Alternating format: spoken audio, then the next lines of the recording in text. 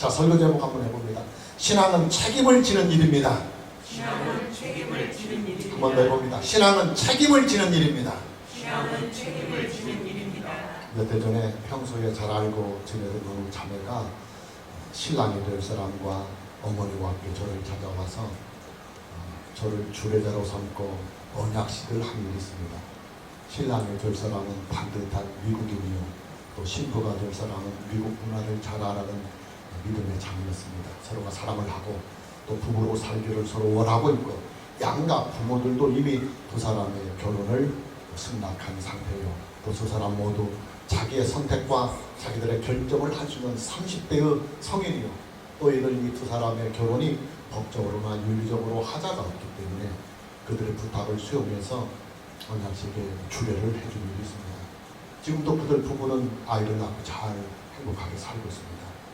여러분, 언약식이라고 하는 것은 언약을 하는 당사자들이 공식적인 의식 절차를 통해서 서로의 언약을 공포하는 거룩한 예식입니다. 신랑과 신부의 언약식은 부부가 되는 공식적인 약속입니다.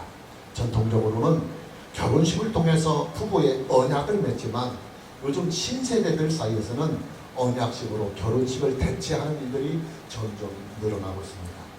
하나님과 이스라엘 백성들이 언약식을 하고 있습니다. 장소는 신의 산이요, 언약의 내용은 하나님은 이스라엘 백성의 하나님이 되시고 또 이스라엘은 하나님의 거룩한 백성이 되는 거룩한 언약식입니다. 이 언약식에는 하나님과 이스라엘 백성들이 반드시 지켜야만 하는 서로의 언약들이 공포가 되고 있습니다. 하나님은 이스라엘 백성들의 안위와 이스라엘 백성들의 삶을 반드시 책임져 주시겠다고 하는 엄숙한 선포를 하십니다. 그리고 이스라엘 백성들은 하나님께서 그들에게 주신 십계명과 법규들을 잘 지키고 순종하겠다고 하는 진실한 결의를 하나님께 합니다. 성경은 신의 산 언약을 옛 언약이라고 부르고 있습니다. 그리고 예수 그리스도를 통해서 우리에게 주신 새로운 언약을 새 언약이라고 말씀하고 있습니다. 오늘은 하나님과 이스라엘 백성들이 맺은 신의 산 언약과 또 예수님과 그를 믿는 모든 자들 사이에서 맺은 새 언약이 서로 어떤 연관성을 가지고 있는지 함께 말씀을 찾아 나누어 보려고 합니다. 첫째로 신의 산 언약식은 문서로 맺은 언약입니다. 문서로 맺은 언약입니다. 본문 7절 말씀을 보면 언약서를 가져다가 백성에게 낭독하여 듣게 하니 그들이 이르되 여호와의 모든 말씀을 우리가 준행하리라. 여러분, 하나님은요 모세 이전에도 여러 믿음의 사람들과 언약을 맺은 일이 있습니다. 최초의 언약은 아담과 맺은 언약입니다. 아담 이후에도 하나님은 노아와 언약을 맺으셨고 또 노아 이후에도 하나님은 아브라함과 이삭과 야곱과도 언약을 맺으신 일이 있습니다.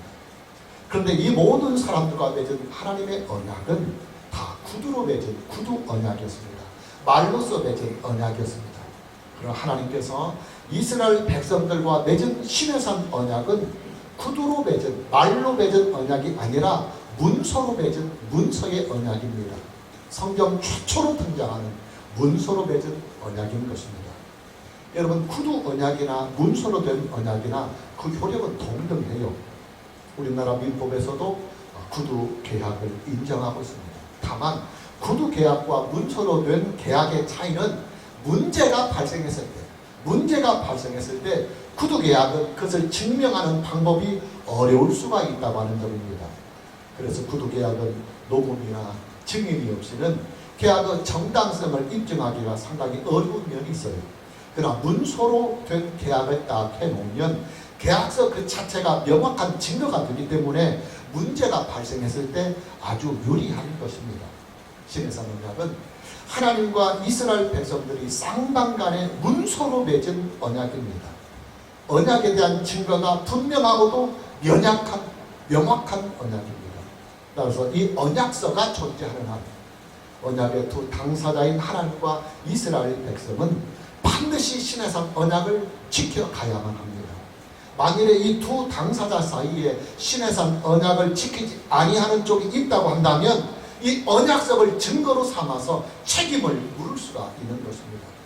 여러분, 하나님께서 저와 여러분에게 주신 성경은요, 하나님께서 문서로 주신 하나님의 언약서입니다. 구약성경은 예수님이 오시기 이전에 주신 하나님의 언약서요, 신약성경은 예수님이 오신 이후로 새롭게 우리에게 주신 하나님의 언약서입니다. 또 성경은 문서로 주신 하나님의 말씀입니다. 구약성경은 예수님이 오시기 이전에 문서로 주신 하나님의 말씀이요, 또 신약성경은 예수님이 오신 후에 문서로 주신 하나님의 말씀입니다. 뿐만이 아니에요. 성경은 문서로 주신 하나님의 계시이기도 합니다.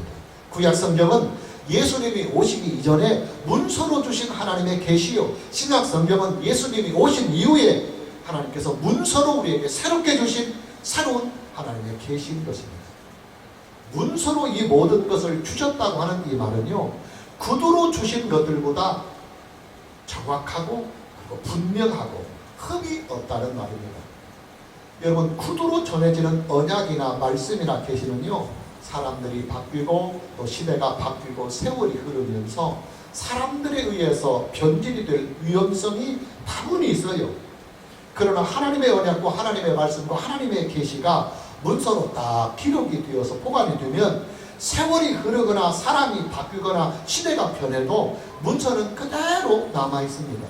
문서는 변하지 아니하는 것입니다. 이뿐만이 아니에요. 하나님의 언약과 하나님의 말씀과 하나님의 계시가 문서로 기록이 딱 되면 그 문서에 기록된 내용 이외에는, 이 부분이 상당히 중요합니다. 문서에 기록된 내용 이외에는 법적인 효력이 없어요. 책임이 없어요. 여러분, 계약서가 왜 필요합니까? 분쟁이나 문제가 발생했을 때 법적인 책임 소재를 분명히 하기 위해서 계약서가 필요한 것입니다. 만일 문제가 생겨서 법적으로 해결할 수밖에 없는 사정이 생기면 법에서는요, 계약서에 기재된 내용을 가지고 판단을 할 수밖에 없어요. 그래서 계약서에 기재되지 아니하는 내용들은 법적인 보장을 받기가 상당히 어려운 것입니다. 그래서 여러분들이 계약서를 작성할 때는 문제가 발생할 수 있는 소지의 내용들을 미리 꼼꼼히 계약서에 잘 기재를 해두는 것이 필요합니다. 여러분, 하나님께서 우리에게 주신 성경은요, 하나님께서 우리에게 문서로 주신 하나님의 언약입니다. 그리고 하나님께서 우리에게 문서로 주신 하나님의 말씀이요, 하나님께서 우리에게 문서로 주신 하나님의 계시이기도 합니다. 하나님께서 성경에 기록한 모든 내용들은 반드시 이해가 마치고, 그리고 반드시 성경에 기록된 모든 것들은 하나님이 반드시 이루어 가십니다. 그러나 성경에 기록이 되지 아니하는 것들에 대하여서는 하나님께 책임이 없어요. 그러니 여러분, 성경에 기록이 되지 아니하는 내용들은 우리가 믿어도 그 믿음에 효력이 없어요. 이뿐만이 아닙니다. 성경에 기록되지 아니하는 언약은 하나님의 언약이 아닙니다. 성경에 기록이 되지 아니하는 말씀은 하나님의 말씀이 아닙니다. 또 성경에 기록이 되지 아니하는 계시는 하나님의 계시가 아닙니다. 구약성경에 보면 거짓 선지자의 예언이 의외로 많이 나옵니다. 신약성경에도 거짓 교사들의 이단성이 아주 자주 거론이 됩니다.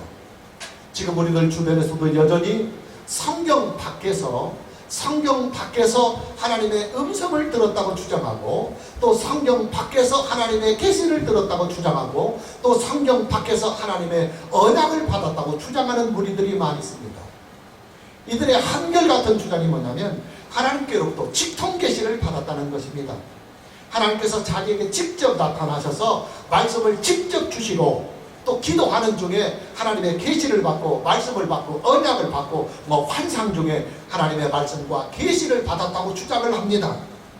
그러나 여러분, 성경 밖에서 일어나는 모든 영적인 현상들이나 종교적인 현상들은요, 신빙성이 없어요. 정확성이 없습니다. 그리고 책임성이 없습니다. 왜냐? 성경 밖에서 나타나는 언약이나 성경 밖에서 일어나는 계시나 말씀들은 계약서에 없는 내용을 주장하는 어리석은 일과 같기 때문입니다. 계약서와 다른 내용을 주장하는 아주 어리석은 일이기 때문입니다. 여러분이 한번 상식적으로 판단을 해보십시오. 계약서에는 분명히 월세로 100만 원씩을 지불하기로 기록이 되어 있습니다. 어느 날 갑자기 집주인이 마음이 바뀌더니 월세로 이번 달부터 150만 원을 내라고 한다면, 여러분이 집주인이 요구하는 대로 계약서에는 분명히 월 100만 원씩 주기로 계약을 했고 아직도 그 계약이 유효하게 남아있음에도 불구하고 집주인이 갑자기 150만 원씩 월세를 내라고 하면 여러분 집주인이 원하는 대로 150만 원씩 월세를 내야 하는 것입니까? 아니에요. 계약서에 기록된 대로 월세 100만 원씩 그 계약 기간을 채우는 것입니다. 여러분 성경은요 하나님의 말씀과 하나님의 계시와 하나님의 말씀이 문서로 계약서로 주어진 것입니다. 그러나 여러분 이 문서에 기록이 되지 아니하는 언약은요 당연히 하나님의 언약이 아닙니다. 이 문서에 기록이 되어 있지 아니하는 말씀은 당연히 하나님의 말씀이 아닙니다. 이 문서에 기록이 되지 아니하는 계시는 당연히 하나님의 계시가 아닙니다. 당연히 가짜입니다. 당연히 사입이요 당연히 이단입니다. 오늘 저와 여러분 모두에게 오직 성경으로만 믿고 오직 성경으로만 인생을 살아가는 은혜가 있기를 먼저 주님의 이름으로 축복합니다. 두 번째로 시내산 언약식은 피로 맺은 언약입니다. 아주 중요한 부분입니다. 피로 맺은 언약입니다. 본문 5절과 6절 말씀을 보면 이스라엘 자손의 청년들을 보내어 여호와께 서로 번제와 화목제를 드리게 하고 모세가 피를 가지고 반은 여러 양푼에 담고 반은 제단에 뿌리고 다시 8절 말씀을 봅니다. 양푼에 반절을 담았는데 그 양푼에 담은 반절의 피를 어떻게 했느냐면 8절 보면 모세가 그 피를 가지고 백성에게 뿌리며 이르되 이는 여호와께서 모든 말씀에 대하여 너희와 세우신 언약의 피다. 5절 말씀을 보면 모세는 시내산 언약을 위하여 하나님께 번제와 화목제를 드립니다. 그리고 6절과 8절 말씀을 보면 번제와 화목제로 드린 그 제물의 피를 반반 딱 나누어서 반은 여호와의 제단에 뿌리고 반은 이스라엘 백성들에게 뿌립니다. 그런 후에 모세는 피를 뿌리는 이 의식에 대하여 이렇게 정의를 합니다. 8절 모세가 그 피를 가지고 백성에게 뿌리며 이르되 이는 왜 반은 여호와의 제단에 뿌리고 반은 너희들에게 뿌리느냐? 이는 여호와께서 이 모든 말씀에 대하여 너희와 세우신 언약의 피다. 언약의 피다.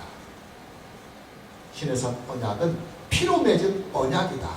이것을 선포하고 있는 것입니다. 여러분 피로 맺은 언약은요 생명을 담보로 한다 그 말이에요. 만일에 언약을 맺은 두 당사자 사이에 누구 하나라도 언약을 지키지 않거나 이 언약을 깨뜨리는 자가 있다고 한다면 그는 반드시 죽음으로써 책임을 진다고 하는 엄숙한 선포가 피의 언약입니다. 지금은 계약 위반에 대한 구제 제도가 법제화가 되어 있기 때문에 계약 위반에 대한 손해배상을 우리가 법적으로 청구할 수가 있습니다. 그러나 고대 사회에서는 계약 위반에 대한 법적인 제도들이 아주 미약했어요. 자, 그러면 고대 사회에서는 계약을 위반하는 일들에 대하여 어떻게 대처를 했을까요? 피의 언약을 맺는 것입니다. 여러분 계약을 하는 두 당사자가요 피의 언약을 맺으면 언약을 맺은 두 당사자의 목숨이 언약의 담보로 제공이 됩니다. 만일 언약을 지키지 않는 자가 있으면 그는 상대방에게 자기의 목숨을 내놓아야 하는 것입니다. 이것이 피의 언약입니다. 만일 언약을 지키지 않았음에도 불구하고 목숨을 내놓지 않으면 그때가 전쟁이 일어나는 거예요. 싸움이 일어나는 거예요. 그래서 싸움을 통해서도 혹은 전쟁을 통해서라도 계약을 위반하는 자의 목숨을 취하고 손해배상에 대한 책임을 목숨으로 묻는 것이 바로 피의 언약입니다. 굉장히 중요하고 거룩한 의식입니다. 여러분 이스라엘 백성은요 피의 언약이 얼마나 엄숙하고도 무거운 언약인지를 이미 알고 있습니다. 피의 언약은 그 당시에 이미 세계 전역에 널리 사용하고 있었기 때문입니다. 그럼에도 불구하고 이스라엘 백성들은 피의 언약에 자발적으로 참여하고 있습니다. 그리고 이 피의 언약의 기쁨과 감사함으로 참여하고 있습니다. 이제 하나님과 이스라엘 백성들 사이에는 피로 맺은 언약이 존재하게 된 것입니다. 자, 중요한 것은 신약의 새 언약도 예수님께서 그를 믿는 자들에게 주신 신약의 새 언약도 피로 맺은 피의 언약이라고 하는 사실이에요. 우리가 참고구절로 마태복음 26장 27절에서 28절의 말씀을 봅니다. 또 잔을 가지사 감사기도 하시고 그들에게 주신 이르시되 너희가 다 이것을 마시라. 이것은 죄사함을 얻게 하려고 많은 사람을 위하여 흘리는 바 나의 피 곧 언약의 피다. 언약의 피다. 우리가 아는 대로 최후의 만찬 때 예수님께서 제자들에게 하신 말씀입니다. 예수님은 제자들에게 포도의 잔을 나누어 주시며 이렇게 말씀하십니다. 이것은 죄 사함을 얻게 하려고 많은 사람을 위하여 흘리는 바 나의 피, 곧 언약의 피다. 여러분, 예수님께서 말씀하시는 피의 언약은요, 크게 두 가지의 의미를 담고 있습니다. 첫째는 예수님이 우리를 위하여 흘리시는 그 피는 우리의 죄를 대속하는 구속의 능력이 있는 피다 하는 말씀입니다. 죄는 오직 피로서만 사함을 받을 수 있는데 예수님이 흘리신 그 피는 우리의 죄를 속죄하고 우리의 죄를 대속하는 구속의 피다 하는 의미가 담겨 있습니다. 두 번째는 예수님께서 말씀하신 피의 언약은, 언약의 피는 피로 맺은 언약이다. 피로 맺은 언약이다 하는 뜻을 가지고 있습니다. 하나님과 이스라엘 백성들이 맺은 시내산의 언약이 피로 맺은 피의 언약이듯이 예수님과 또 그를 믿는 모든 자들 사이에서 맺은 새 언약도 피로써 맺은 피의 언약이라는 말씀이에요. 여러분, 피로 맺은 피의 언약은요, 목숨을 담보로 하는 언약입니다. 예수님은 우리와 맺은 구원의 언약을 위해서 예수님의 목숨을 내놓고 우리에게 새 언약을 주셨습니다. 구원하신 예수님은요, 자기의 목숨을 담보로 걸고 우리와 맺은 그 구원의 언약을 신실하게 지금도 지켜가십니다. 여러분, 저와 여러분의 구원은요, 예수님께서 우리에게 주신 피의 언약으로 이루어지는 것입니다.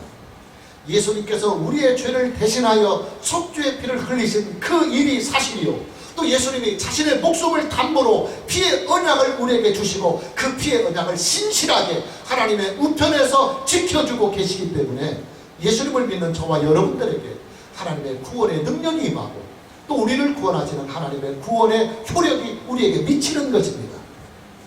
구원은요, 우리의 의지나 우리의 노력으로 되는 것이 아닙니다. 구원은 우리의 은혜나 우리의 행실로 이루어지는 것이 아닙니다. 또 구원은 우리의 공로나 우리의 도덕적으로 말미암아 만들어가는 것이 아닙니다. 우리가 우리의 죄를 하나님께 인정하고 또 그 죄를 하나님께 회개하며 예수 그리스도 안에서 이 죄사함과 하나님의 구원하심을 간절히 구하면 하나님의 긍휼이, 하나님의 은혜가, 하나님의 사랑이 우리에게 임하여서 예수 그리스도의 이름으로 그를 믿는 자들에게 하나님의 구원하심이 임하시는 것입니다. 오늘 저와 여러분 모두에게 우리 주 예수 그리스도를 구속의 주님으로 믿어서 하나님의 구원하시는 은혜 안에서 영원히 사는 은혜가 있기를 주님의 이름으로 축복합니다. 셋째로 시내산 언약식은 이스라엘 백성들의 만장일치의 결의가 있었습니다. 중요한 부분입니다. 이스라엘 백성들의 만장일치의 결의가 있었습니다. 본문 3절 말씀을 보면 모세가 와서 여호와의 모든 말씀과 그의 모든 율례를 백성에게 전하며 그들이 한 목소리로 응답하여 이르되 여호와께서 말씀하신 모든 것을 우리가 준행하리라. 다시 7절 말씀을 또 보면 언약서를 가져다가 백성에게 낭독하여 듣게 하니 그들이 이르되 여호와의 모든 말씀을 우리가 준행하리라. 여러분, 시내산의 언약은요, 하나님과 모세 사이에 맺은 언약이 아닙니다. 하나님과 이스라엘 백성들 전체 사이에 맺은 언약입니다. 모세는 하나님께로부터 받은 언약을 문서로 작성을 합니다. 그리고 문서로 작성된 그 언약서를 이스라엘 백성들이 다 들을 수 있도록 낭독을 해줍니다. 모세가 언약서에 있는 모든 내용들을 이스라엘 백성들에게 다 낭독을 하자 이스라엘 백성들은 일심으로 이렇게 응답을 합니다. 그 언약서에 대하여 3절 말씀입니다. 여호와께서 말씀하신 모든 것을 우리가 준행하리라. 그리고 다시 7절 말씀도 보면 여호와의 모든 말씀을 우리가 준행하리라. 여러분, 이스라엘 백성들의 이 결의는요, 시내산 언약식에서 아주 중요한 부분입니다. 시내산 언약은 강제적인 언약식이 아니다 그 말이에요. 하나님께서 일방적으로 몰아가는 언약식이 아니다 그 말이에요. 그리고 시내산 언약은 불평등한 언약식이 아닙니다. 만일에 시내산 언약이요, 하나님과 이스라엘 백성들 사이에 맺은 언약이 이스라엘 백성들에게 불리한 언약이었다고 한다면 아마도 이스라엘 백성들에게 큰 난리와 소동이 일어났을 것입니다. 그리고 이스라엘 백성들이 아마 모세를 죽이려고 했을 것입니다. 여러분, 우리는 지금까지 이스라엘 백성들의 출애굽 여정들을 지금 쭉 출애굽기 강해를 통해서 보고 있습니다. 이스라엘 백성들은요, 이 출애굽의 여정에서 홍해에서도 모세를 원망했고 마라에서도 모세를 원망했어요. 그리고 느비딤에서는 아예 모세를 돌로 쳐 죽이려고까지 했습니다. 이스라엘 백성들은요, 순한 양들이 아니에요. 하나님의 능력과 하나님의 은혜를 수없이 보고 느끼고 경험을 하면서도 조금만 자기들에게 어려운 일이 닥치면 하나님을 원망하고 모세를 죽이려고까지 하는 자들이 바로 이스라엘 사람들이에요. 아주 이기적인 강팍한 자들입니다. 그런 이스라엘 백성들이요, 아주 순순히 그리고 차분히 그리고 만장일치의 일심된 마음으로 시내산 언약에 다 동의를 하고 있어요. 한 사람의 반대가 없이 이스라엘 백성들 모두의 찬성과 결의로 시내산 언약이 이루어지고 있는 것입니다. 우리가 지금은 출애굽기를 보고 있지만 우리가 이제 나중에 계속 이어지는 구약 전체의 내용을 우리가 보면은요, 이스라엘 백성들은 시내산 언약을 이후에 지키지 않습니다. 우리가 흔히 사용하는 비유로 화장실을 들어갈 때의 마음과 화장실을 나올 때의 마음이 다릅니다.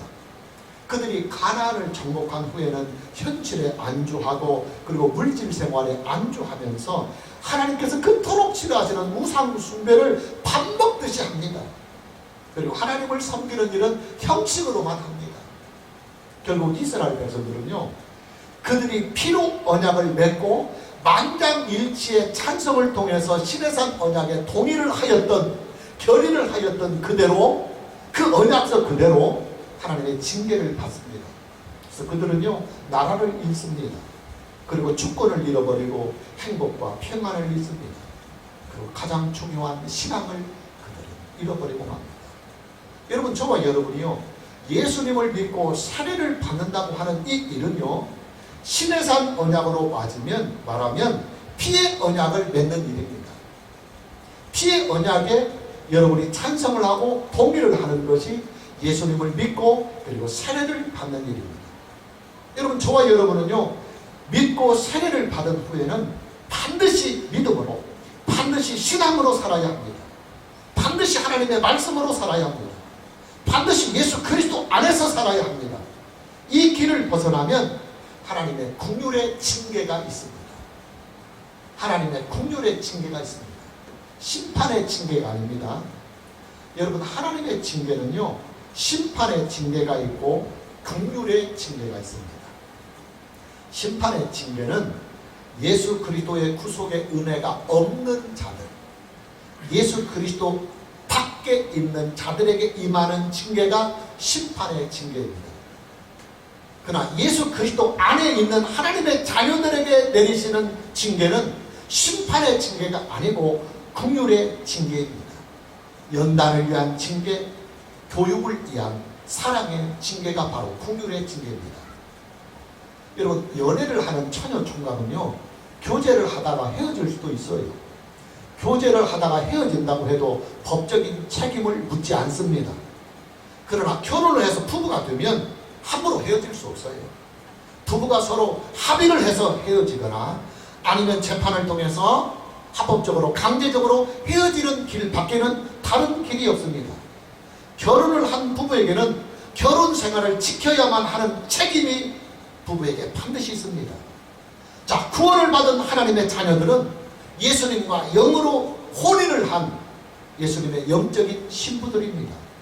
따라서 예수님을 믿고 예수님의 영적인 신부가 된 하나님의 자녀들은요, 그 영적인 결혼 생활을 잘 유지해야만 하는 책임이 반드시 따릅니다. 부부의 결혼 생활의 가장 치명적인 결격 사유가 무엇입니까? 간음이에요. 간음입니다. 간음은 부부 사이의 신뢰와 부부 사이의 사랑과 평화를 깨뜨리는 가장 큰 적입니다. 예수님과 영적으로 혼인을 한 저와 여러분에게 가장 치명적인 죄가 무엇이냐면 우상숭배입니다. 우리의 마음과 우리의 중심에 구속의 주님이신 예수님이 계시는 것이 아니라 우리의 마음의 중심이 다른 것에 가 있고 또한 우리의 열정이 다른 것에 가 있고 우리의 삶의 중심이 예수 그리스도가 아니라 다른 것이 될 때 이것을 성경은 우상 숭배라고 하는 것입니다. 쉽게 말하면 영적으로 바람을 피운다 그 말이에요. 여러분 우리가 하나님께 받는 징계는요 일을 잘못하거나 일을 부족하게 해서 받는 징계가 아닙니다. 사람들은 착각을 해요. 하나님께 충성하지 못해서 징계받았고 또 일을 많이 못해서 일을 잘못해서 징계받았다고 착각을 합니다. 그러나 여러분 하나님이 사랑하는 자녀들에게 내리시는 징계는요 일을 잘못하거나 일을 부족하게 하거나 충성이 부족해서 내리는 징계가 아닙니다. 헌신이 부족하다고 징계하지 않습니다. 우리의 마음의 중심이 예수님을 떠나 있을 때 우리의 마음의 중심이 하나님을 떠나 있을 때 하나님은 사랑하는 자녀들에게 긍휼의 징계를 하는 것입니다. 우리가 한번 상식적으로 생각해 봅시오. 남편이 아내에게 분노를 느낄 때가 언제겠습니까? 아내의 마음이 남편에게 있지 않고 다른 남자나 다른 것에게 아내의 마음이 다 있을 때 남편은 가장 분노를 할 수밖에 없습니다. 아내도 마찬가지예요. 아내의 마음이 가장 분노가 오는 것은 내 남편이 내가 아닌 다른 여자를 마음에 품고 있을 때 아내는 가장 분노가 치밀어 오르는 거예요.